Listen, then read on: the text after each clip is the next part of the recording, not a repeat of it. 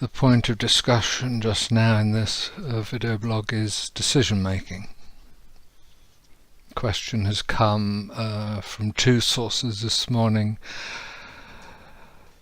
The dichotomy of one possibility, another possibility in the same psyche, and the idea that choices or decisions or some kind of trajectory should be followed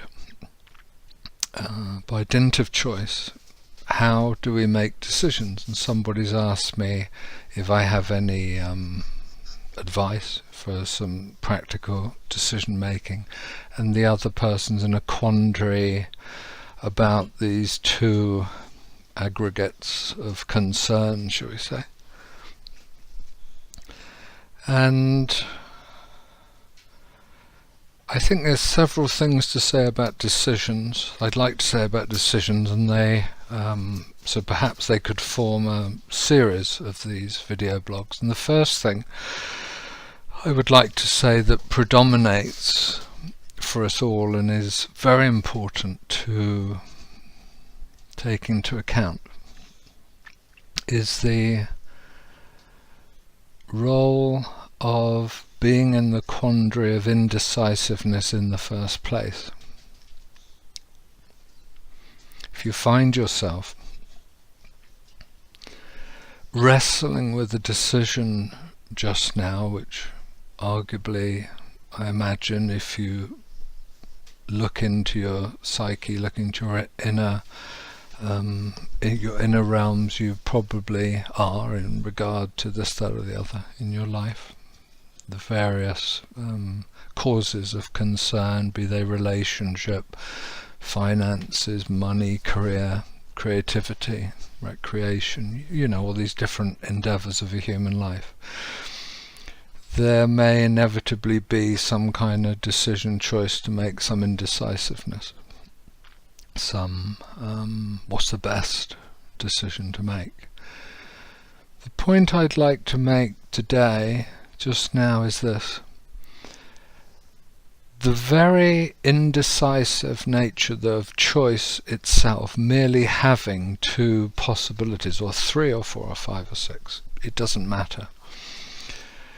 Having several possible routes to outcomes desired or otherwise, you see, is in and of itself telling you something about the fundamental nature of your psyche at this moment, and that is, it's split between at least two entities showing concern, expressing themselves inside you, and it's this very conflict that is the fundamental basis of human psychology, from the point of view of unrest, of unwellness, of disease, or shall we say pathology, and that is that I am innerly conflicted. There's an inner conflict in me. Now, what is that conflict about? What's the best decision to make? What sort of choice, and how should I go about it? These are secondary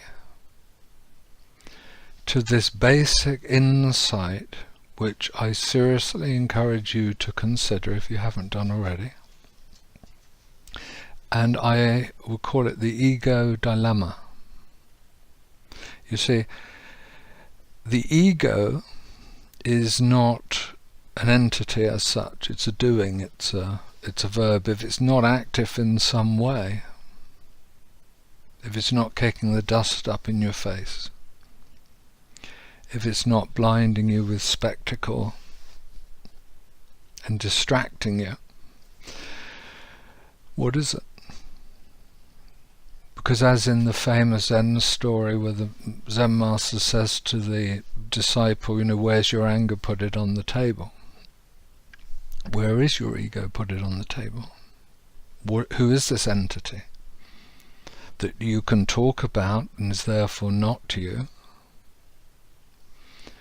that appears to distract and cause confusion and unrest in your life, and yet you can't quite nail what it is, this entity. It's an activity. It's an activity of mind. The activity of mind that is important to note is dilemma. It exists on the tension between two possibilities, or three or four. It doesn't matter, but as long as there's more than one, you see. It exists in that tension.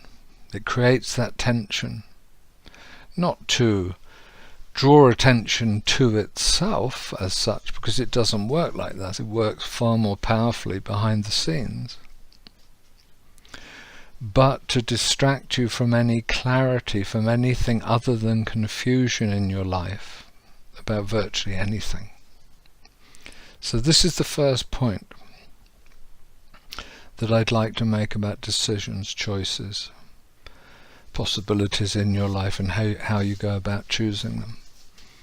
The first thing is the ego,